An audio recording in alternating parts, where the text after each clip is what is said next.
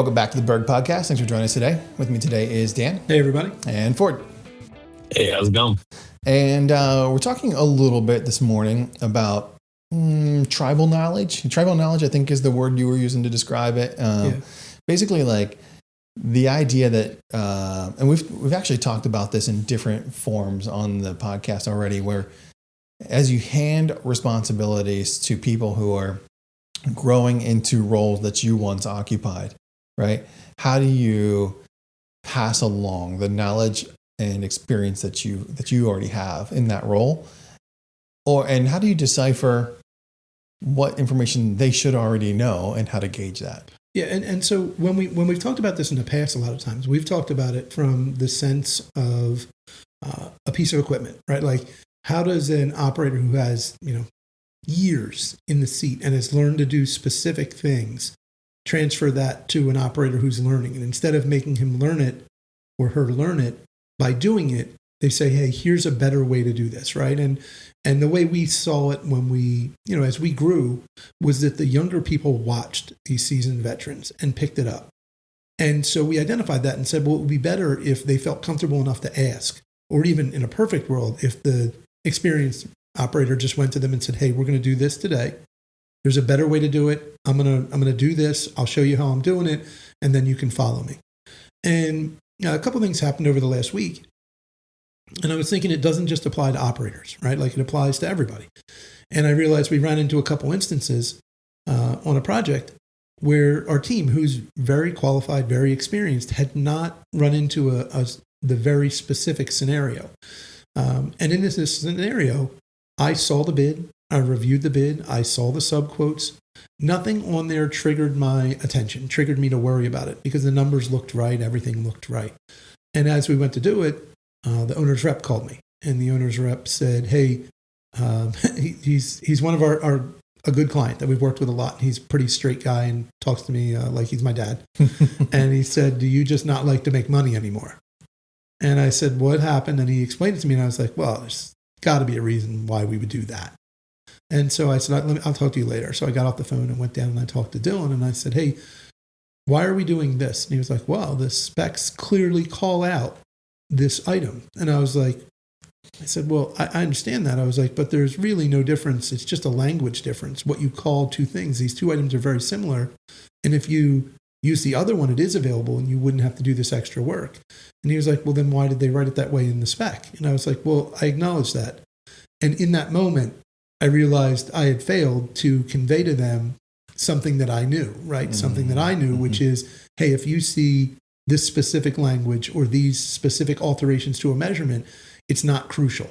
Like, you can ask for a like-kind replacement or an alternate, an equal alternate, and go with it, and they'll approve it. You just have to ask. And they said, well, but we submitted it the way we built it, and they approved it. I was like, well, of course they did. It's fine. That's right. Yeah, you can do it that way. Mm-hmm. It's just harder and takes more time, which costs money. It is no problem for them if you want to do it that way. I said they also probably would have been fine if you submitted that and then put it in the way I'm describing it, because you still submitted it. You just changed the size, but met their guidelines. Mm. And so all that to say, I thought about it, and I was like, it really is a tricky thing to work through, is trying to figure out what it is that you have to tell someone that you don't know that they don't know, mm-hmm. right? Like, because now I know it, because I didn't figure it out. Like, this wasn't, Ford and I were like, geniuses, and we were like, hey, you know what will be better? It was the first time that it actually happened, I ordered the wrong thing. Like, they did the exact same thing with the spec, and I said, well, they don't make something that's that size. So I just said, well, can I get this size? And they said, yeah, you can get that size. So I ordered that size. And it arrived, and the owner's rep said, well, that's a Gabion, not a Reno. And I was like, okay, well, but could I use both? And they were like, yeah, it would be a viable alternate. And I was like, okay. And they were like, as long as it meets the size. So I resubmitted it, they approved it, and we did it. Yeah. So I learned it by making the mistake the opposite way, which was I was looking for the best way to do it. And I said, the best way to do it is not for me to build it twice, it's to build it once. So how am I going to do that? Mm. And I didn't know, honestly, I was ignorant to that there was a difference that would have mattered. For me, it was a distinction without a difference. Almost by accident. Right? And so that's one of those, when I thought about it, I was like, well, how would they possibly know that? They would have like had to make the same mistake I made, or I would have had to tell them, and I didn't tell them, so they didn't make the mistake. Right. Yeah. You know, and in that don't moment, you think? Sorry, No, I was just thinking about this. Dan, don't you think though that is an interesting thing between the types of work that we do? Because most of this team just came off of a project where everything was to the letter, the number, exactly as per. There was no wiggle room. And so learning the different types of work makes a huge difference, because some of the type of work we do allows for a lot more creativity and flexibility. And some of the other work that we do, there is no like zero, like backwards. I mean, 0.0001 ability to have that creativity. And so it's like, you almost need to put them in files. Like, okay, in this grouping, we can, we're getting paid for our expertise. And in this area, we're literally just doing a job. Yeah, it's 100% true. And that's actually what I said to the owner. I said, when I found out what happened and I called him back and he still didn't like the answer, he thought it wasn't a great answer. But I said, you have to remember that the world where these guys work, in the GC world, you build what they tell you to build. And you can make a suggestion. If you think there's a genuine problem or a genuine way that could be better, you could suggest it. But for the most part, the engineers take the attitude. I was out last night with some clients, and that's what they said. They were talking about a project down in the city, and they were saying, they walked in a room, and the engineer said, "Oh, do you have a professional engineering degree?" And they said, "No, none of us have that degree." And said, "Oh, you must be architects." And they were like, "No, we're just a general contractor and a rep." And they were like, "Then build an expletive project the way we drew it." You know what I mean? Like they didn't care to hear their opinion. It didn't matter. Build what we told you to build. And so when we operate in a world like that, a lot of times with our guys, they didn't even think to do it. And a lot of times, ironically, it's when Ford and I would struggle, is when we lived in that world, our like creativity, our desire to like find the best way, it didn't suit us a lot of times. Like we would do something, they'd be like, "Yeah, we're not going to accept that." It's interesting because, I was thinking that, what Ford was saying there while you were talking, we came off a couple of projects, this group we're still overseeing this now, where there was just no margin for error. There's no wiggle room. If you didn't do it exactly the way the spec book said it was done, you took it back out and you redid it. Yep. And so, like they've been conditioned. Yeah, they've been conditioned. And on top of it, that's kind of the world that like Dylan Reese came from, right? Yep. Like, like this is what the book says. This is how you do it. A lot of what we look for as an organization in projects where we find the most success is our ability to adapt and provide input and do some field engineering guidance, field guidance for the owner that, hey, maybe there is a different way or a better way that still accomplishes your goal. And in some of that commercial world that doesn't exist. It doesn't exist. Yeah. And so this morning I was with Stetson and Dylan Clemis, and we were going over something on that same job. And as we wrapped it up, Stetson had to jump in another meeting, and Dylan was still there. And I said, "Dylan, I need you." And Dylan wasn't even involved, Clemis, in this piece. He thinks he was a little involved. Like he would say he has a little bit of culpability, but there's no way he could have known. He did exactly what he was told. He ordered exactly what was spec'd in the quote, exactly what was submitted. Clemis has no responsibility. And I said, "I need you to ask me anytime you think there might be a better way or if something seems off. I need you to ask me." I said, "Because I am going to try to remember to tell you, but it might be something that I already know that to me is obvious, but to you, you don't know." I said, "I need you to ask me." I was like, because it's the only way, because I do remember that's how Gary was. Like Gary would walk me through what the problem was. Sure. Gary would walk me through what the solution was. And that's how I learned. But I realized the key was I never had a hesitation to ask the question. Like I knew that I didn't know. Gary knew that I didn't know. And Ford knew that I didn't know. There was no risk in me acknowledging that I don't know. Yeah.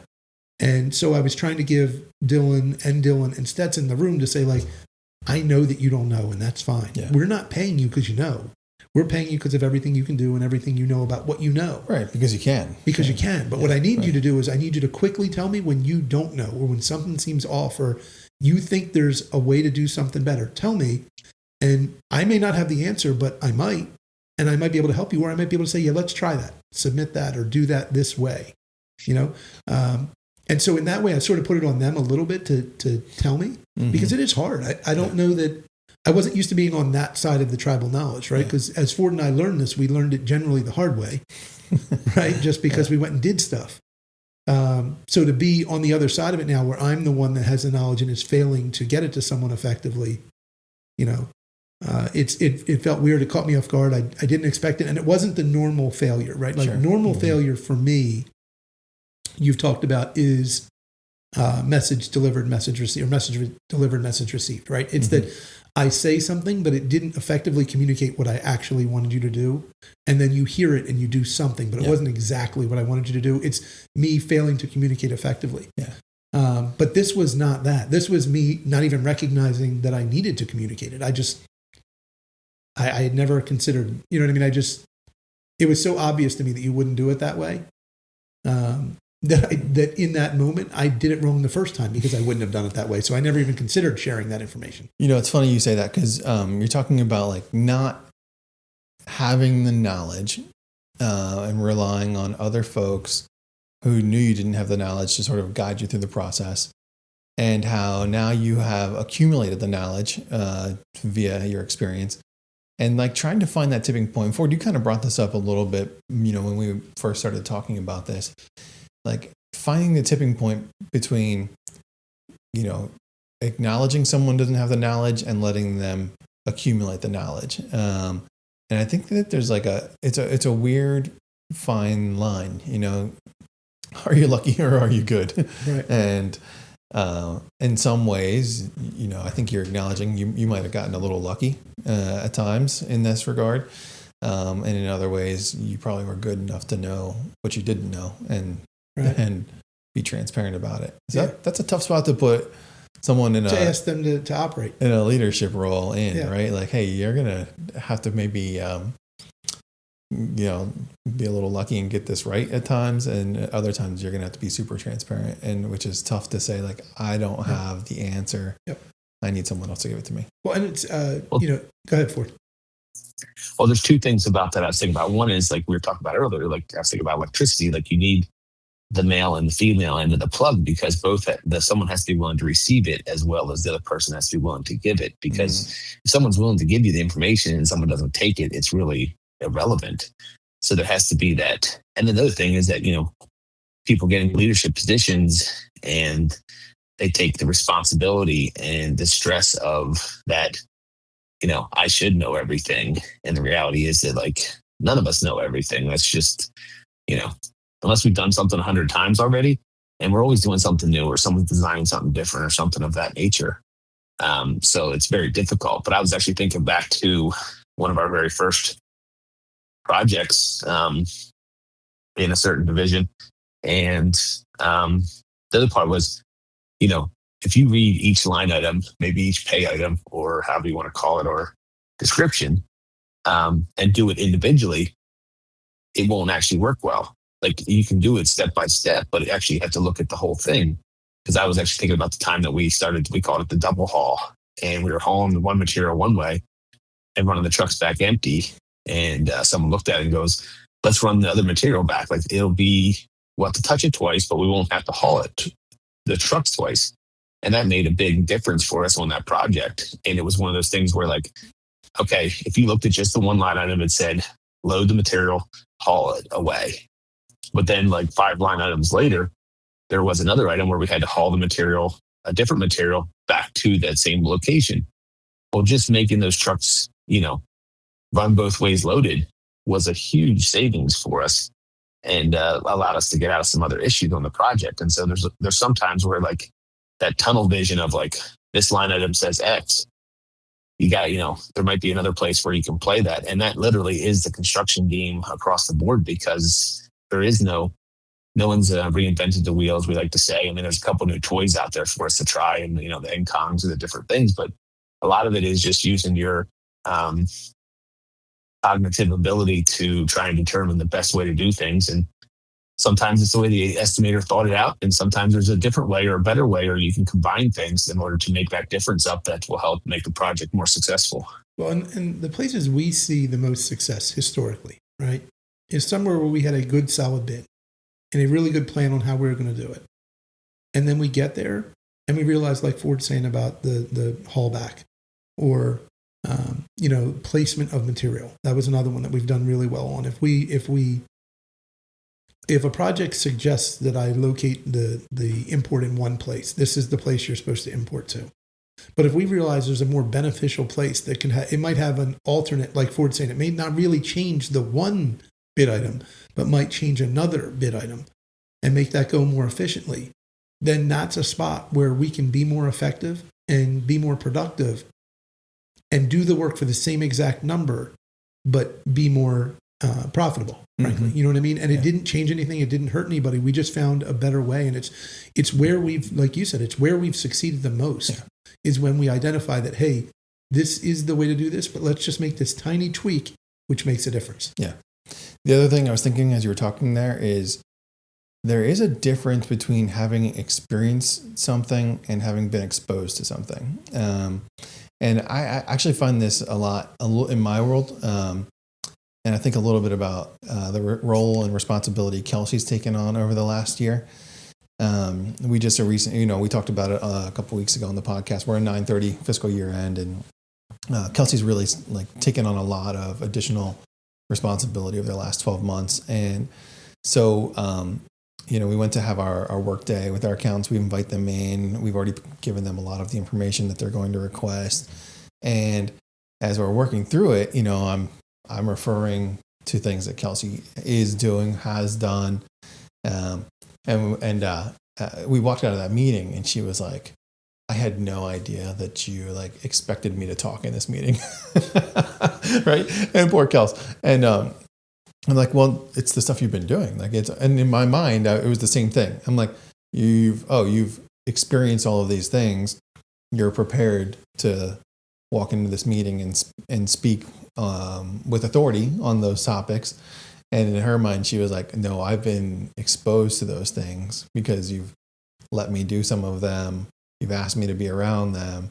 And I am, confident in the work I'm doing, but was not necessarily prepared mentally, potentially, to be the point of authority on some of them. Yeah. And I think in the same regard, some of this stuff is, these guys have been around a lot of it, but haven't necessarily been the ones who had to know at times. Yeah. Well, and that's really, I think, the piece that I struggle with the most is I know that as soon as I said, why would we build two?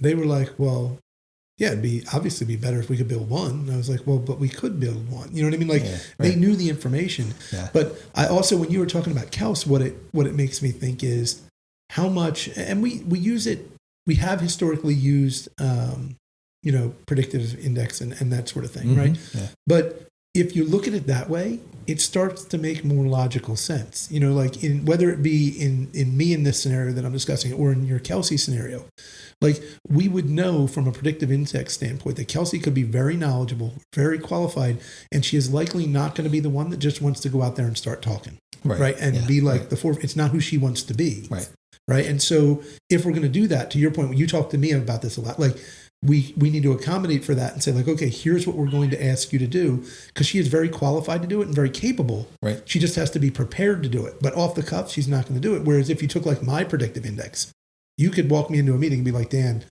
I'm going to need you to talk and say these things to accomplish this goal, and be like, okay. And God help us if someone asks me a question that actually gets deeper than that. I'm going to have to defer to you or Ford in those meetings because I don't actually know. I just know where I was trying to get to based on the information you gave me, and I'm comfortable doing it. Yeah. And there's a similarity there with my team. Right. You know what I mean? Where I can't expect them to act the way I did because they're not going to. Sure. You know what I mean? Yeah. Everything I know about them says they're not going to do that. And so that's a big part of leadership that I have to grow into, is recognizing that and then acting on that and putting them in a position where they can succeed because I told them what was going to happen. I prepared them for the moment that they were only exposed to your point. They didn't have the experience, but they were exposed to it. Sure. They knew it. And if I had just prepared them, they would have done exactly what I would, they would have done the best possible thing in that scenario. But I didn't prepare them for the fact that these variations, had room, and, just the idea that you have to, in some of our worlds, you have to approach a spec book with a respect to understand you are going to be held to everything it says to the letter. Mm-hmm. Do not try and change something or you will pull it out, period. Yeah. And then you get in your car and you drive to the next job, and there's a thing where the spec book is 4 times bigger and doesn't matter at all. Right? Like you need to find the best possible way to do it that will satisfy 3 government organizations and allow an engineer to sign off on it. That's all. And the owner wants you to do it. In both cases, the owner wants you to do it exactly the way it was drawn, right. Mm-hmm. even if it's not the best way. And then you drive to the other job and the owner wants you to do it the best way possible, even if it was not drawn. Yeah. And so that's hard because that means you have to identify what world you're living in at all times in order to figure out how to act. Yeah. Fortunately, we've surrounded ourselves with smart, competent, and capable people, and they're getting it done, which is cool. They are. And I do say that about like Kelsey's so resourceful. Like even in the moment, she was like texting me responses to things that she didn't necessarily want to say, but like knew or well. And it's funny. I would say, Brian, not that she doesn't want to say them. Yeah. She didn't know if it was her. How I know Kelsey to be. Right. It's that Kelsey didn't know if she was supposed to say it and didn't know if you knew the answer. She was feeding you the answers, not realizing that you had expected that you knew she had the answers. Right. Yeah. So Kelsey, you're in charge. You're in the driver's seat. What's the answer? Yeah. Exactly. Yeah. No, it is good. It's fun to watch them develop in that way too. Yeah. Honestly. So. Yeah. Well, real quick, I just was thinking about, we had another job we just were on a little bit ago, and the gentleman was only with us, unfortunately, for a short time. But literally, his job was to dissect the spec book, right, and find anything he could find, any type of issues. And literally, that was all. That was like he was hired to do that, and there for a while, that was the kind of work we were in, and we kind of found that what's the right list.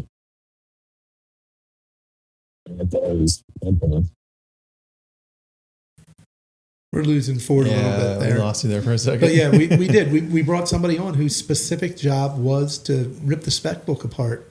And I used to say it was like Chicken Little, right? Like they had to tell me the sky was falling, and then we would try and identify which pieces we actually considered risk. Yeah. Which then that's a whole other podcast when you're talking about risk and risk assessment and what is your exposure, and that's a whole different piece to this business that people don't talk about very much. And when I was out last night, actually, they were talking about it, and there was a gentleman there who built his own company. He's been very successful.